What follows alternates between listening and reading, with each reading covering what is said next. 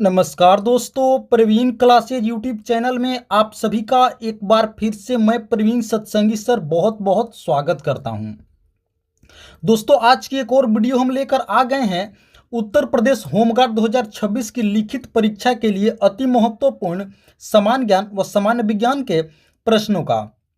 तो आप सभी से एक रिक्वेस्ट करूंगा कि इस वीडियो को आप लोग अंत तक जरूर देखिएगा, एक एक प्रश्न को अच्छे से समझिएगा और याद कीजिएगा। दोस्तों, उत्तर प्रदेश होमगार्ड की नई भर्ती परीक्षा के लिए एक एक प्रश्न बहुत ही महत्वपूर्ण होने वाले हैं। तो चलिए आज की क्लास हम लोग शुरू करते हैं।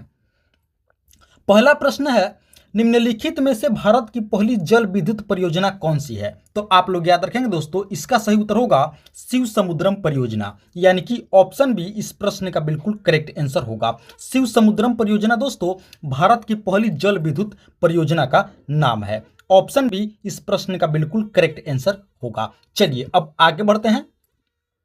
अगला प्रश्न है, एशिया का अंतर पर्वतीय पठार कौन सा है? तो आप लोग याद रखेंगे तिब्बत का पठार, यानी कि ऑप्शन बी इस प्रश्न का भी बिल्कुल करेक्ट आंसर होगा। एशिया का अंतर पर्वतीय पठार कौन सा है? तो आप लोग याद रखेंगे तिब्बत का पठार, ऑप्शन बी। आइए अब आगे बढ़ते हैं।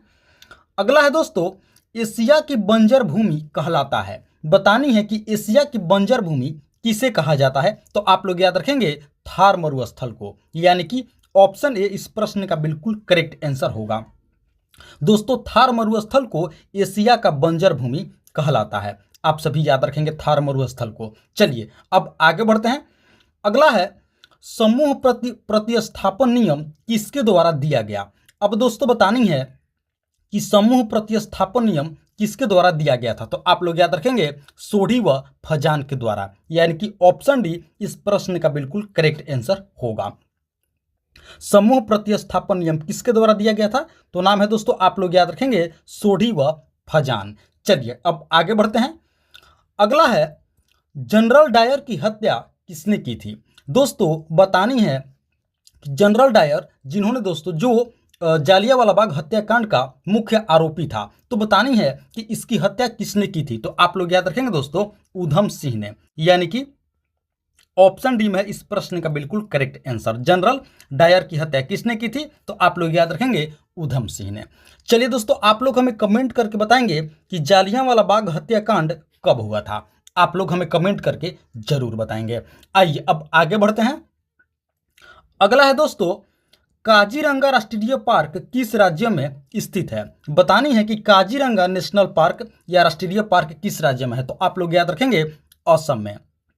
ऑप्शन ए इस प्रश्न का बिल्कुल करेक्ट आंसर होगा।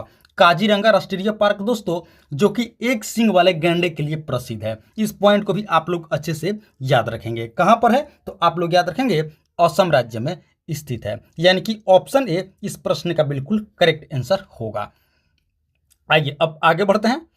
अगला प्रश्न है दोस्तों, पेट्रोलियम और केरोसिन उदाहरण है। दोस्तों बतानी है कि पेट्रोलियम और केरोसिन किसका उदाहरण है? तो आप लोग याद रखेंगे ये मिश्रण का उदाहरण है। जी हाँ दोस्तों, यानी कि ऑप्शन सी इस प्रश्न का बिल्कुल करेक्ट आंसर होगा।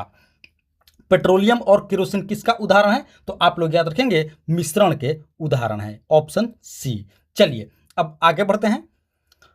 अगला प्रश्न है दोस्तों, भक्ति को दार्शनिक आधार प्रदान करने वाले प्रथम आचार्य थे। बतानी है कि भक्ति को दार्शनिक आधार प्रदान करने वाले प्रथम आचार्य कौन थे? तो आप लोग याद रखेंगे इसका सही उत्तर होगा शंकराचार्य, यानी कि ऑप्शन बी इस प्रश्न का बिल्कुल करेक्ट आंसर होगा। आप लोग याद रखेंगे भक्ति को दार्शनिक आधार प्रदान करने वाले प्रथम आचार्य थे शंकराचार्य, यानी कि ऑप्शन बी इस प्रश्न का बिल्कुल करेक्ट आंसर होगा। आइए अब आगे बढ़ते हैं। अगला प्रश्न है दोस्तों, भारतीय जागृति का जनक किन्हें कहा जाता है? तो आप लोग याद रखेंगे राजा राम मोहन राय को, यानी कि ऑप्शन बी इस प्रश्न का बिल्कुल करेक्ट आंसर होगा। दोस्तों राजा राम मोहन राय जी जिन्होंने ब्रह्म समाज के स्थापना किए थे, इस पॉइंट को भी आप लोग अच्छे से याद रखेंगे। ब्रह्म समाज के संस्थापक कौन थे? राजा राम मोहन राय। इन्हें भारतीय जागृति का जनक कहा जाता है। आप सभी याद रखेंगे, यानी कि ऑप्शन बी इस प्रश्न का बिल्कुल करेक्ट आंसर होगा। आइए अब आगे बढ़ते हैं। अगला प्रश्न है दोस्तों, इलेक्ट्रॉन त्यागने की प्रवृत्ति को क्या कहा जाता है? इलेक्ट्रॉन त्यागने की प्रवृत्ति को तो आप लोग याद रखेंगे ऑक्सीकरण कहा जाता है, यानी कि ऑप्शन ए इस प्रश्न का बिल्कुल करेक्ट आंसर होगा। इलेक्ट्रॉन त्यागने की प्रवृत्ति को क्या कहा जाता है? तो आप सभी याद रखेंगे ऑक्सीकरण कहा जाता है। चलिए अब आगे बढ़ते हैं। अगला है दोस्तों, कौन सा ग्रह सूर्य का चक्कर सबसे कम समय में लगाता है? बतानी है कि कौन सा ग्रह है दोस्तों जो सूर्य का चक्कर सबसे कम समय में लगाता है। तो आप लोग याद रखेंगे बुध ग्रह। ऑप्शन डी इस प्रश्न का बिल्कुल करेक्ट आंसर होगा। आप सभी याद रखेंगे दोस्तों, जो बुध ग्रह है ये सूर्य का चक्कर सबसे कम समय में लगाता है, यानी कि आप लोग इस पॉइंट को भी अच्छे से याद रखेंगे। कुल 88 दिनों में सूर्य का चक्कर लगाता है बुध ग्रह। आप सभी याद रखेंगे और इसी के साथ सबसे कम चक्कर लगाने वाला सूर्य का ये ग्रह है। आप सभी याद रखेंगे। तो ऑप्शन डी इस प्रश्न का बिल्कुल करेक्ट आंसर होगा। चलिए अब आगे बढ़ते हैं।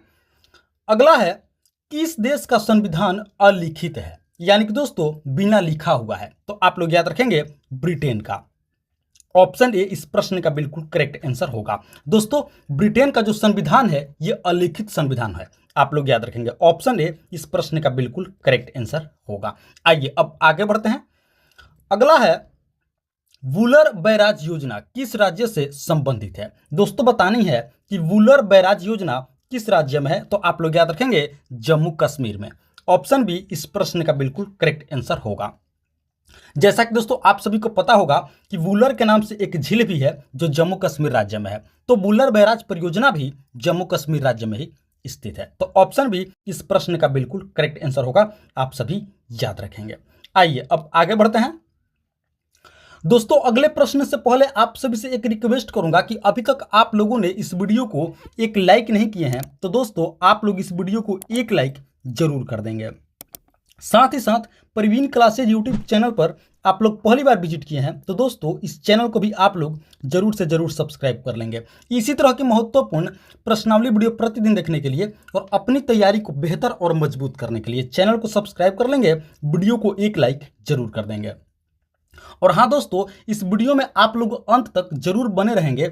आगे और भी मोस्ट इंपॉर्टेंट जीके जीएस के प्रश्न होने वाले हैं जो उत्तर प्रदेश होमगार्ड की नई भर्ती परीक्षा के लिए बहुत ही महत्वपूर्ण है। तो आइए अब आगे बढ़ते हैं। अगला प्रश्न है दोस्तों, भारत में प्रथम गैर कांग्रेसी प्रधानमंत्री कौन बने थे? बतानी है कि भारत में प्रथम नॉन कांग्रेस से होने वाले नॉन कांग्रेस पार्टी के प्रथम प्रधानमंत्री कौन थे? तो आप लोग याद रखेंगे दोस्तों मोरारजी देसाई, यानी कि ऑप्शन ए इस प्रश्न का बिल्कुल करेक्ट आंसर होगा। दोस्तों मोरारजी देसाई भारत के पहले प्रधानमंत्री थे जो गैर कांग्रेसी थे। आप लोग याद रखेंगे ऑप्शन ए इस प्रश्न का बिल्कुल करेक्ट आंसर होगा। आइए अब आगे बढ़ते हैं। अगला है, कृत्रिम उपग्रह को बिजली मिलती है। दोस्तों बतानी है कि जो सैटेलाइट है उसको बिजली कैसे मिलती है, यानी कि किस सोर्स के माध्यम से बिजली मिलती है? तो आप लोग याद रखेंगे सोलर पैनल से। ऑप्शन सी इस प्रश्न का बिल्कुल करेक्ट आंसर होगा। कृत्रिम उपग्रह को दोस्तों सोलर पैनल से बिजली मिलती है। तो ऑप्शन सी इस प्रश्न का बिल्कुल करेक्ट आंसर होगा। आप सभी याद रखेंगे। चलिए अब आगे बढ़ते हैं। अगला प्रश्न है दोस्तों, निम्न में से कौन सा पदार्थ लेंस बनाने के लिए प्रयुक्त नहीं किया जा सकता है? बतानी है कि इनमें से किस पदार्थ को लेंस बनाने में प्रयोग नहीं किया जाता है? तो आप लोग याद रखेंगे दोस्तों इसका सही उत्तर होगा प्लास्टिक।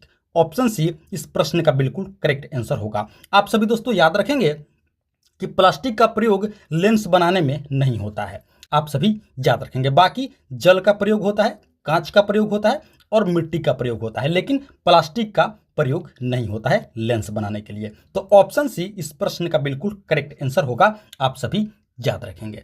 चलिए अब आगे बढ़ते हैं। अगला प्रश्न है, भारतीय संविधान में अल्पसंख्यकों को मान्यता किस आधार पर दी गई है? बताने है दोस्तों कि इंडियन कॉन्स्टिट्यूशन में अल्पसंख्यकों को यानी कि माइनॉरिटी को दोस्तों किस आधार पर मान्यता दी गई है? तो आप लोग याद रखेंगे इसका सही उत्तर होगा कुल जनसंख्या के साथ उस वर्ग की जनसंख्या के अनुपात के आधार पर, यानी कि ऑप्शन सी इस प्रश्न का बिल्कुल करेक्ट आंसर होगा। आप लोग याद रखेंगे भारतीय संविधान में अल्पसंख्यकों को दोस्तों मान्यता इस आधार पर दी गई है कि कुल जनसंख्या के साथ उस वर्ग की जनसंख्या का अनुपात के आधार पर मान्यता दी गई है अल्पसंख्यकों को। आप लोग याद रखेंगे ऑप्शन सी इस प्रश्न का बिल्कुल करेक्ट आंसर होगा। चलिए अब आगे बढ़ते हैं। अगला है, एल्युमिनियम बनाने के लिए किस खनिज की आवश्यकता पड़ती है? यानी कि दोस्तों बतानी है कि एल्युमिनियम को प्राप्त करने के लिए किस खनिज की आवश्यकता होती है? तो आप लोग याद रखेंगे बॉक्साइट की। ऑप्शन डी इस प्रश्न का बिल्कुल करेक्ट आंसर होगा। यानी कि एल्यूमिनियम का जो अयस्क होता है दोस्तों, उसका नाम है बॉक्साइट। बहुत ही महत्वपूर्ण प्रश्न है, आप लोग इसे अवश्य याद रखेंगे। ऑप्शन डी इस प्रश्न का बिल्कुल करेक्ट आंसर होगा, आप लोग याद रखेंगे। चलिए अब आगे बढ़ते हैं। अगला प्रश्न है, गंगा नदी किस राज्य से होकर नहीं गुजरती है? दोस्तों बतानी है कि इनमें से किस राज्य से होकर के गंगा नदी नहीं गुजरती है? तो आप लोग याद रखेंगे हरियाणा से। यानी कि ऑप्शन सी इस प्रश्न का बिल्कुल करेक्ट आंसर होगा। दोस्तों हरियाणा राज्य से होकर के गंगा नदी नहीं गुजरती है, आप सभी याद रखेंगे। बाकी उत्तर प्रदेश, बिहार, पश्चिम बंगाल, ये तीनों राज्यों से होकर के गंगा नदी गुजरती है, लेकिन हरियाणा राज्य से होकर के गंगा नदी नहीं गुजरती है। तो ऑप्शन सी इस प्रश्न का बिल्कुल करेक्ट आंसर हो जाएगा। चलिए अब आगे बढ़ते हैं। अगला है, उत्तरकाशी किस नदी के तट पर स्थित है? दोस्तों अब बतानी है कि उत्तरकाशी किस नदी के तट पर है? तो आप लोग याद रखेंगे अलकनंदा। ऑप्शन ए इस प्रश्न का बिल्कुल करेक्ट आंसर होगा। अलकनंदा उत्तराखंड में है दोस्तों, आप लोग याद रखेंगे उत्तरकाशी अलकनंदा नदी के तट पर स्थित है। ऑप्शन ए इस प्रश्न का बिल्कुल करेक्ट आंसर होगा। आइए अब आगे बढ़ते हैं। अगला है दोस्तों, बनारस हिंदू विश्वविद्यालय के संस्थापक थे। बतानी है कि बनारस हिंदू विश्वविद्यालय की स्थापना किसने की थी? तो आप लोग याद रखेंगे पंडित मदन मोहन मालवीय ने। यानी कि ऑप्शन बी इस प्रश्न का बिल्कुल करेक्ट आंसर होगा। बनारस हिंदू विश्वविद्यालय के संस्थापक कौन थे? तो आप लोग याद रखेंगे मदन मोहन मालवीय। आइए अब आगे बढ़ते हैं। अगला प्रश्न है दोस्तों, प्रकाश संश्लेषण की दर इनमें से किस पर निर्भर करती है? दोस्तों बतानी है कि प्रकाश संश्लेषण की दर किस पर निर्भर करती है? तो आप लोग याद रखेंगे इसका सही उत्तर होगा दोस्तों प्रकाश के गुण एवं मात्रा दोनों पर। यानी कि ऑप्शन सी इस प्रश्न का बिल्कुल करेक्ट आंसर होगा। प्रकाश संश्लेषण की दर इनमें से किस पर निर्भर करती है? तो आप लोग याद रखेंगे प्रकाश के गुण एवं मात्रा दोनों पर निर्भर करती है। तो ऑप्शन सी इस प्रश्न का बिल्कुल करेक्ट आंसर होगा। आइए अब आगे बढ़ते हैं। अगला प्रश्न है दोस्तों, प्रकाश संश्लेषण प्रक्रम में क्या होता है? दोस्तों बतानी है कि प्रकाश संश्लेषण के दौरान क्या प्रक्रम होता है? तो आप लोग याद रखेंगे ऑक्सीजन मुक्त होता है। यानी कि इसका सही उत्तर होगा ऑप्शन बी, ऑक्सीजन मुक्त होना। प्रकाश संश्लेषण प्रक्रिया में क्या होता है दोस्तों? ऑक्सीजन मुक्त होता है। यानी कि पौधे कार्बन डाइऑक्साइड ग्रहण करते हैं और ऑक्सीजन को मुक्त करते हैं, ऑक्सीजन देते हैं। प्रकाश संश्लेषण फोटोसिंथेसिस के दौरान, आप सभी याद रखेंगे। चलिए अब आगे बढ़ते हैं। अगला प्रश्न है दोस्तों, इनमें से किस समुदाय में सबसे अधिक प्रजातियां पाई जाती है? किस समुदाय में? तो आप लोग याद रखेंगे दोस्तों इसका सही उत्तर होगा ऑर्थोपेडा। यानी कि ऑप्शन सी इस प्रश्न का बिल्कुल करेक्ट आंसर होगा। आर्थोपेडा में दोस्तों सबसे अधिक जीव की प्रजातियां पाई जाती है, ऑप्शन सी। आइए अब आगे बढ़ते हैं। अगला प्रश्न है, किस पशु से सिंधु घाटी के लोग सामान्यतः परिचित नहीं थे? बतानिए दोस्तों कि सिंधु घाटी के लोग किस पशु के बारे में नहीं जानते थे, परिचित नहीं थे? तो आप लोग याद रखेंगे घोड़ा। यानी कि ऑप्शन बी इस प्रश्न का बिल्कुल करेक्ट आंसर होगा। घोड़ा से दोस्तों सिंधु घाटी के लोग परिचित नहीं थे। ऑप्शन बी इस प्रश्न का बिल्कुल करेक्ट आंसर होगा, आप सभी याद रखेंगे। चलिए अब आगे बढ़ते हैं। अगला प्रश्न है, गुणसूत्र कहां पाए जाते हैं? यानी कि दोस्तों गुणसूत्र क्रोमोसोम्स बतानी है कि कहां पाए जाते हैं? तो आप लोग याद रखेंगे केंद्र में। ऑप्शन सी इस प्रश्न का बिल्कुल करेक्ट आंसर होगा, आप लोग याद रखेंगे। मनुष्य में गुणसूत्र कहां पाए जाते हैं? तो केंद्र में पाए जाते हैं। चलिए अब आगे बढ़ते हैं। अगला प्रश्न है, निम्न में से कौन सी गैस धातु वेल्डिंग में प्रयुक्त होती है? दोस्तों बतानी है कि धातु वेल्डिंग में किस गैस का प्रयोग किया जाता है? तो आप लोग याद रखेंगे एसिटिलीन गैस का। यानी कि ऑप्शन ए इस प्रश्न का बिल्कुल करेक्ट आंसर होगा। दोस्तों एसिटिलीन गैस का प्रयोग होता है धातु वेल्डिंग में। आइए अब आगे बढ़ते हैं।